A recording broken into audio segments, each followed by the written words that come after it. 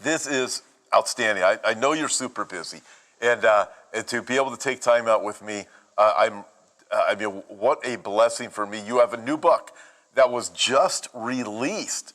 I want to ask you about that. You have an article that I picked up. It's been everywhere now, and I want to get into that because that article, Jan, what is it? God's Intervention and the Sprint Towards the Antichrist, Top 10 Bible Prophecy Stories of 2024. I mean, that's a lot.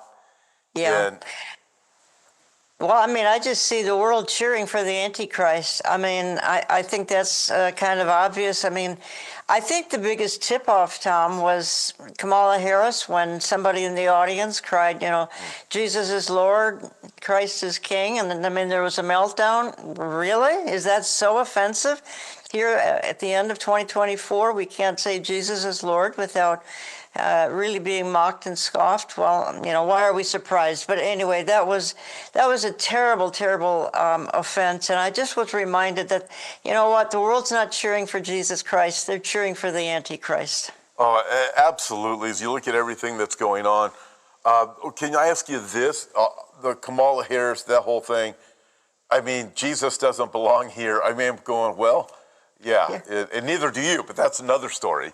But let me ask you this. What do you think was the most surprising or impactful story for you this year, and how does it fit into the larger biblical narrative of end times? Well, I think the rush to the one world system, just where is that going? We have the globalists who signed their pact for the future in September. I think they thought they were on their way to one world government. And then we have, somebody come along, by the name of Donald Trump, and not to promote him here necessarily. And then you've got Yuval Noah Harari saying of Trump. Now remember, moments ago, I just said they came up with their pact for the future at the UN in September, and then Harari comes out and says, with the election of Donald Trump, this is a death blow to the global order. Well, which is it? Is it on the future? Is it on the horizon? This pact for the future, one world government, or did Donald Trump? Tom, that nothing stops the rush to Revelation 13. Nothing. Donald Trump doesn't stop it. Nothing stops God's plan of the ages. But I think you've got some globalists who are shaking their head. Oh, I would think they are, and absolutely, I can't imagine any of them just laid down their weapons of whatever they use for their global kingdom and said, well, it's all over, let's just go home. There's no way that they would do that. No, but I think that's a stunning story that came out of this current year, 2024. I think many think there's a death blow now to the globalist agenda, but don't be fooled, folks. It's racing towards the finish line. There's no way that they've held that death blow. It is definitely racing towards the finish line. With this, let me ask you a few questions based on your article. In it, you commented on Kamala Harris. That was the first point. When you come to the second one, announcing the Antichrist, the soon arrival of Antichrist was pre-announced at the Summer Olympics. He even rode on his predicted white horse. How do I know? Because of the debauchery of the entire event. God, Jesus, and Christians were denigrated. Jesus was portrayed by an obese homosexual at the Last Supper. Around the world, Christians rightfully changed the channel, but the globalists were bold to stage this event. So your first point was cheering for the Antichrist, Kamala Harris. Second one, announcing the Antichrist. It's like being proclaimed to the world. We have a new leader for you. Well, he even rode on the white horse, and that was the opening ceremony of the Olympics. I've never seen anything, and I mean, I didn't watch it live, and I think most Christians turned the channel. But watching the images post-event, I'm left without words with what I saw, in particular that opening ceremony. Not to forget to mention the Last Supper and the mocking of Jesus Christ in that Last Supper parody. But my point is, I think they opened this Olympic ceremony, the rider on the white horse. I think in their minds that was announcing their man with a plan, their Mr. Fix-It. They were announcing the arrival. Now, obviously, we don't know who he is. Maybe he's hiding somewhere, but I just believe he's waiting in the wings right now. And I think that they were cheering for him during the Olympics. And I think that's why that Olympics was such a debacle, an embarrassing debacle. And then they went on to mock everything you and I believe in. Oh, yeah, it was absolutely awful. Okay, your new book, When Jesus Returns, Living in the Expectation of the End Times, just came out. I have my own copy. I'm excited about that. Thank you. And in your book, you mentioned the increase of global unrest and societal events. How can understanding Bible prophecy help us navigate these turbulent times? Well, the pathway for what the things to come, it's all outlined in the Bible. Tom, I don't know how the unbeliever copes with the things that are going on. You and I know that everything we see is setting things up for, the final.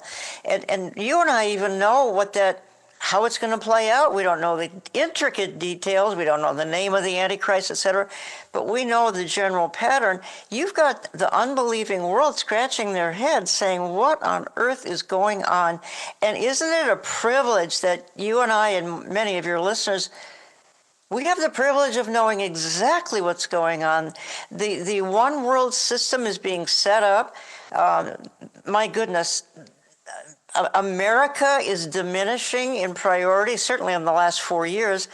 But look at the terrible price the world has paid for. Look at Ukraine. Look at the carnage going on in Ukraine. It's a country pushed back to the Stone Age practically because America didn't stand up to Russia and say, enough, you're not getting away with this. So I think that's a heartbreaking story. Oh, just look at everything, and God tells us the end from the beginning, Isaiah chapter 46, and it's what inspired you to start your ministry, olivetreeviews.org. If people want your book, they can get it from olivetreeviews.org. Mm-hmm. Great. Just go there. Everybody, you can see the link on there. I encourage you to. And also, make sure you sign up for Jan's newsletter. If you haven't yet, we have one, but Jan has one too. I say sign up for both of them. But make sure you do. You are going to be absolutely super blessed. Jan, you just mentioned that, the world, the unsaved world is looking, going, what in the world is going on? We have answered. Your book deals with that to help people navigate and help them to understand how to even talk to others about it. But in that, your fourth point in your newsletter, your article was, Americans said enough is enough. And it wasn't, it wasn't so much Christians that raised up and said enough is enough. It is people who just realize, hey, this is crazy stuff. You wrote this. Americans watched grandmothers be threatened and jailed. They watched a death cult perform at the Democratic National Convention last summer. They learned that kids they care about might have body parts cut off, and they said enough is enough. And it's like, I just, so true at where we are right now, thinking, how do we even get to that place? But at least we have something. Well, how did we get to this place, Tom? I mean, I can't wrap my brain around it, but thankfully, and I think a real tipping point, going back to that convention last summer, I can't remember what city it was in, but the point is, you had the most vile things going on at that Democrat National Convention last summer. You had people walking around as a birth control device or something. I mean, it was unbelievable. You had abortion services in the parking lot of that convention. And I think some people just said, wait a minute, this is a bridge too far. and they just said enough is enough, and look, it turned the country red again. Not Minnesota, unfortunately, but even your state, California. Some interesting things politically happened there, where I think people said enough to this blatant, ardent liberalism, and let's embrace some more conservative values. It doesn't matter who they voted for. The point is the mindset changed. The mindset did change, and hopefully things will progress rapidly forward, and hopefully Christians, genuine believers, will take advantage of the window we have to share exactly. to share the gospel. It's a window, exactly right, and we need to be seizing the moment, right? You also wrote about this in that same point. Proper warnings have been given about human political saviors, but who can blame the people when we say enough? We look and go, wait a minute, we still have to, I think Deuteronomy chapter 1 says, choose the men who are going to serve over you. Yeah. It's that understanding, but it doesn't mean that we think this person is the savior. Of course to me, not. it's kind of absurd. Yeah, and I think that's what we get accused of all the time, and that's not what we're saying. I mean, I think, Tom, you and I know that things in this world and even in this country are winding down. I mean, fast, my head spins with all the things that are kind of apocalyptic. So we're not glorifying any presidential candidate, but this last election was something else because the contrast was really quite stark. Now, I know we've even got Christian leaders saying that's not true, and I mean, they're even saying they're not going to vote, and shame on them. That's all I can say. Shame on them for not taking part in the process that's even outlined in the Bible. Yeah, I look at dynamics. So I have a couple more questions for you, and then I want to shift over to Israel and what's happening to the Jews. Your fifth point in your article, America was spared the assassination of a presidential candidate by less than a centimeter, but hateful leftists won't politely fade away or go quietly into the night. Many saw the jaw-dropping event on live TV, gave the whole meaning of the predicted perilous times. God's hand of protection was the biggest takeaway. There's actually people who try to say that was staged. I mean, that's as ridiculous as a statement as you could make on that one. That's lunacy. I'm sorry. No, I've never seen anything quite like that, Tom. And I was watching it live, and I saw the whole thing play out. And the consequences that could have happened are staggering, and we could have had a country thrown into complete chaos, and maybe even anarchy. And God spared us from that. Thank God. Yeah, I look at that, and it's a reminder God is sovereign. Yes. And like you said in the very beginning of our program today. Listen, the prophetic clock is moving forward. There's nothing that's happening that's causing God to not move his prophetic clock forward. Yeah. While you're talking about that with Revelation chapter 13, this global system will be here. The mark of the beast will be here. I think of the words of Daniel chapter 9, verse 24, where God says, 70 weeks are determined. It is settled, Daniel. It will happen. Yes, yes. And then he says, for your people, for the holy city, it's settled. God has a time frame. He gives us all of his word so we can understand the days we live in. I mean, that's the name of your ministry. It's being able to understand these things. Yeah, well, my hope, Tom, is that in the new year, the remnant, and you know what I mean by the remnant, and we're a small community, but that it will grow substantially here in the new year. And people will grow in faith, they'll grow in their interest of wanting to understand the times, contend for the faith, and be watchmen on the wall. My concern is that the remnant is growing smaller, but because the church is silent. I mean, it's hard to grow anything when the pulpits aren't talking, some of them anyway, aren't talking about things that really matter. Well, it seems like the majority of them aren't. Majority are not. I'm curious, Jan, we're going to shift our attention to Israel here. But as just with what you just mentioned, the church has become more and more divided over the last 5 years. We can see it. And with that, as we watch the latest events from the election and what's happened to Israel since October 7, 2023, all the way to today, I reflect back on the Holocaust, the days of the Nazi, when churches were, this is what from the biographies I read, basically what the majority of churches said is, we're just going to sing and we're going to worship Jesus. we're not going to be involved in those things. It's like the exact same thing is happening. And how many of these pastors have said, oh no, I would never be like the Nazis, but you look, I mean, listen, I'm not saying it is the Holocaust right now, but this is this pattern. Do you see that same pattern? Yeah. Something happened on October the 7th, and something, I hate to use the word demonic, but it's demonic-like anyway. The churches were silent after October 7th. They might have said one sentence about what happened. Like, obviously, there are exceptions, and some churches are very, very great, but by and large, they were quiet.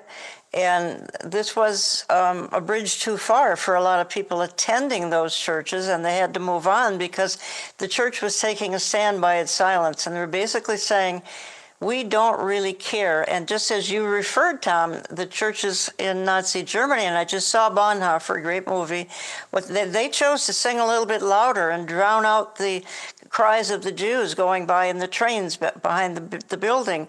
And in their own way, the churches today are singing a little bit louder, and they're ignoring what's going on the ground here, and that began in modern time, in our generation, October the 7th of last year. Nothing will ever be the same after that date. Something was speeded up on October the 7th. I can't fully explain it, but Israel is now not just in the center of the storm, it's in the bullseye of the storm. It is indeed. When I think of the words in Revelation chapter 19, verse 10, the testimony of Jesus is the spirit of prophecy, or this just speaks volumes to the ministry that you have, because we hear churches say, I just need more Jesus, I don't need prophecy. Well, according to the Bible, if you want more Jesus, you have to have more prophecy. If the testimony of Jesus is the spirit of prophecy. And again, I want to thank you. I know we have still a few more minutes, but I just want to thank you for being such an encouragement and such a blessing and blazing the trail for so many years now, just doing this and giving people like me inspiration to press forward. Well, thank you. I mean, our community, as I said, is small, but we rely on pastors like you. We really do. Number 6 on your article, twice we watched Israel attacked with a massive Iranian bombardment, and twice we watched the miracle of Iron Dome. I totally agree. Yeah, look at that, and David Sling and the arrow systems. Truly amazing. Well, what we really saw was he who keeps Israel neither slumbers nor sleeps. We can give all the credit we want to the Iron Dome, and it's amazing, it's a miracle. But who gave, I think America created it for Israel, but who gave the scientists the idea to create it? God did, because he who keeps Israel, Psalm 121, neither slumbers nor sleeps. I don't know if there's any takeaway from our short time today. I hope that's what it would be. But then at the same time, he who keeps the believer neither slumbers nor sleeps, and that's a huge takeaway. There are people going through tough times right now as they're viewing this. Yep, indeed they are, and God is the one who keeps us. In fact, now you mentioned, Jan, I just want to encourage everybody, if you're going through a difficult thing right now, remember, God is on the throne. Yeah. God will be glorified in you. God will direct your steps. Sometimes we make our plans, he directs our steps. But God will minister to you. He will give you his peace. I was listening to a worship song from years ago on the way here this morning. He is our peace. Old Maranatha worship song. Yes, yes. And he is. And no matter what it is, listen, our citizenship is in heaven. It's not of this world. Be encouraged. I want, as I look at what's going on with Israel, well, speaking of the Iranian bombardment, he never sleeps or slumbers who keeps Israel. I mean, you look back and you say, you have the brilliance of Iron Dome, David Sling, Arrow System, the pagers, the walkie-talkies, things they are doing right now. But again, I think back to the Old Testament. God says, I've given you a mouth to speak. I've taught you how to do these different things. God is the one who's sovereign because he was bringing up his people through the Jews, which takes me to number 7. It has, in your newsletter, it has become cool, fashionable, and even acceptable to hate Jews worldwide. Well, I wasn't prepared for the outpouring of anti-Semitism that we've been seeing, and I, since October the 7th. I mean, shouldn't that be a rallying cry to stand by Israel? Sadly, it became a rallying cry to support Hamas. Who cheers for Hamas? The whole world cheers for Hamas. That's what we saw after October 7th of 2023, cheering for Hamas. I call it having sympathy for the devil. That's not a Rolling Stones song I'm referring to. I'm referring to right now. Yeah, and so with that, with the Jews, for all of your viewers, because a lot of people, they might be new to Bible prophecy, or even if they've been studying Bible prophecy for a long time, following you for a long time, it's still kind of challenging for them to realize why does this happen to the Jews? Yeah. Why does it happen throughout history? What's the significance of it with Bible prophecy? What would you say to them?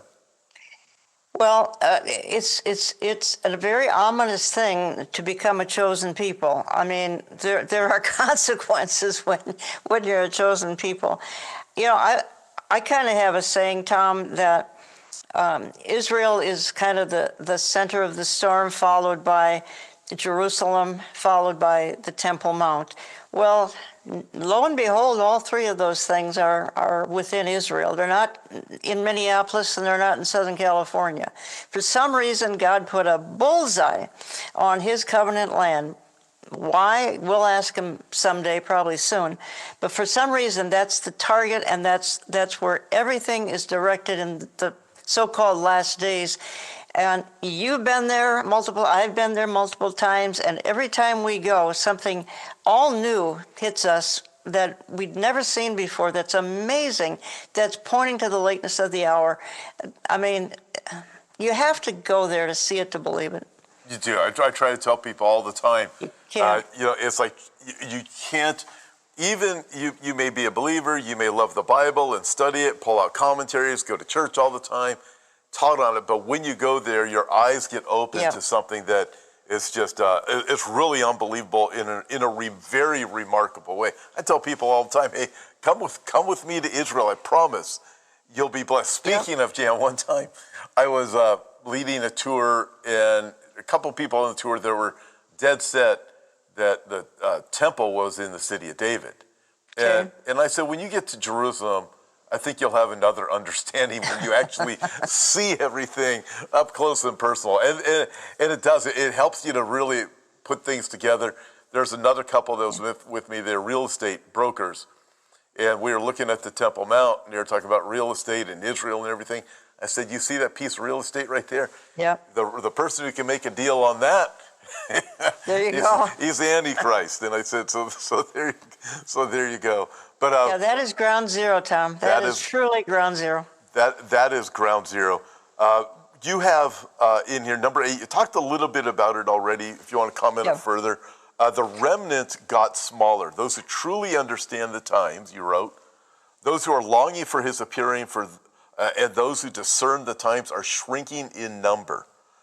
Well, I'd love to think that our community is growing, and it is, but not like I would like to see it grow. But I go back, I'm a little bit repetitious in that if the pulpits are quiet, sometimes the people in the pews don't know quite what to believe. They don't even know that they should be awaiting his return.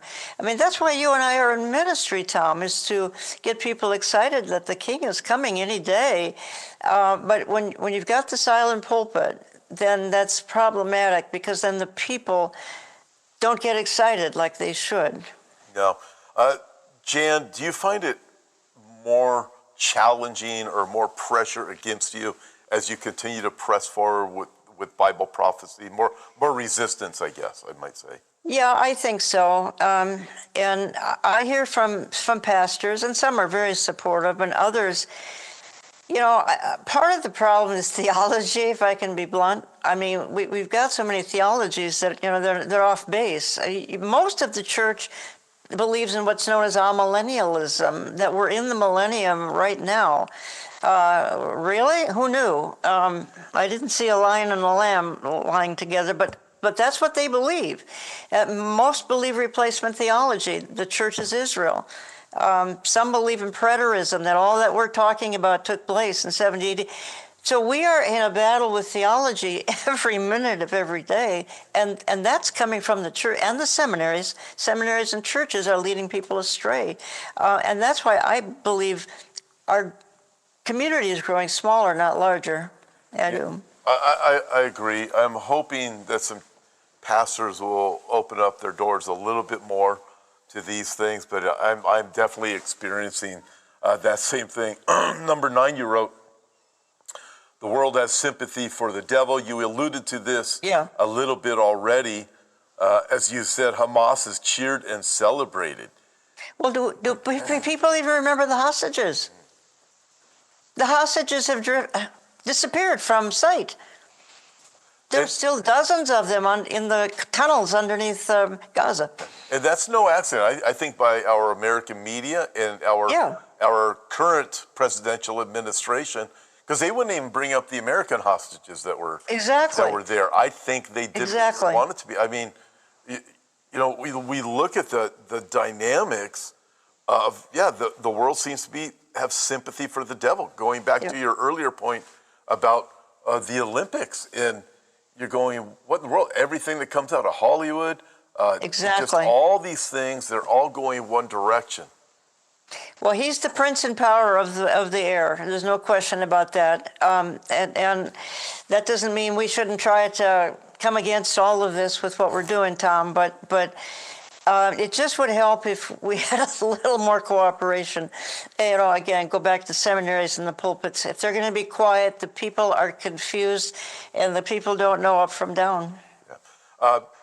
Number 10 is creation keeps groaning more than ever.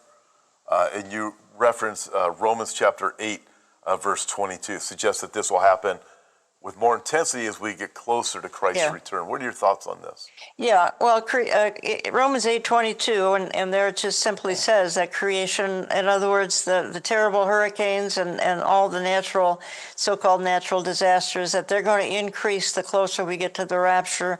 My goodness, we have to be at the door of the rapture if that is the case. How do you look at the southeast part of America, and that's one segment, it's all over the world where that's going on, and not realize that indeed creation is groaning as Romans 8, but I believe that's a herald of his return, and I believe that's what the Bible says. I'm going to believe it. As we get nearer to Christ's return, some of these things will accelerate. Jen, as we began the program today, talked about, again, I know we talked about a couple times, but God's timing, everything is going to happen according to God's timing. Does it seem to you that a lot of people are just like, oh, we got more time now. We don't really, okay, I'm not worried about Jesus coming back right now. We got more time. We've just been bought some time. Do you sense that? Yeah, and maybe that's the downside of the election, is that I think a lot of people are relaxing again and thinking, well, we don't have a lot to, we've got a more conservative administration and they're going to stand up on the world stage, but that's a false assurance, because I don't believe that's what God wants us to have in mind. He wants us to be looking up and expecting him at any minute. I am awaiting his return. I don't care who's in Washington. I'm awaiting his return. Amen. Yeah, we look to Jesus Christ. I want to go back to your book here in a second and ask you something on there. But I also want to encourage everybody, again, subscribe to Jan's newsletters. You are going to be absolutely blessed. Make sure you go there. Thank you, Tom. You can see the links. You can see how to connect with her. If you don't already, I know many of you already do. But Jan is such an inspiration. And Jan, I'm going to throw this out there. So I do I think you know, it's a New Year's Eve prophecy update every year. Yes. I have one coming up this year at Calvary Chapel of the Harbor in Huntington Beach. I'm excited about with Joe Pettick. I think Lee Brainerd's joining me too. Great. Yeah, it's going to be good. But you know what I do? I've been doing this for years. Because I probably shouldn't confess this, but I'm going to. So you publish your newsletter. You've been doing this for years, the top 10 stories. It's something to that effect. I've taken those top 10 stories and I've said, hey, these are great. This is such a great format because you're trying to engage the people. But I want you to know, I always give you credit. I always say, Jan Markell has her letter. And then we go for it from there because there's so much that people need to know. And again, God tells us to end from the beginning, Isaiah chapter 46. Why? So we would know. Yeah, well, but I loved your update last January 1st. It was tremendous. So I'm looking forward to this year. Yeah, I think it's going to be really good. Okay, when Jesus returns, living in the end times. You have your foreword by Amir Tsarfati. This is just great. Hidden in plain view, the New World Order. Jeff Kinley has a chapter, The Primacy of Jesus Christ in Revelation. Yep. Michelle Bachman, Mark Hitchcock, Our Blessed Hope, The Rapture of the Church. You have Jack Hibbs, Ed Hindson. How'd you get him? The late Ed Hindson. Because all of these folks have spoken at my conference here in the Twin Cities. And Ed was with me in 2013. This is great. Erwin Lutzer, 1 minute after you die. I look at all these different topics that are in here. So this is a warning about things, but it's also a wake-up call, and it's a preparation. It's a great tool to get to somebody who doesn't know the Lord. Just say, hey, here's something you might want to read. Well, I hope so. Everything's very easy to understand. There's nothing deeply theological, but at the same time, theology is hugely important. We've already referenced that. Yep. Okay, Jan, last question. With so much uncertainty and darkness in the world, it seems like, people are just waiting for the next shoe to drop. Yeah, good way of Believers putting and non-believers. How can Christians find hope and peace, and what role do we play, or the believers play in that hope? Well, I hope that we're encouraging one another, Tom. That's Hebrews 10:25, and that's really a commandment. And that means we think a whole lot less about ourselves and we start focusing on others. First of all, share the plan of salvation with those who don't know it. But, I think if people would just consciously think to encourage one or two people every day, tell them something that would make their day, because everyone needs that kind of encouragement right now. We are being beaten down, so to speak, emotionally speaking anyway.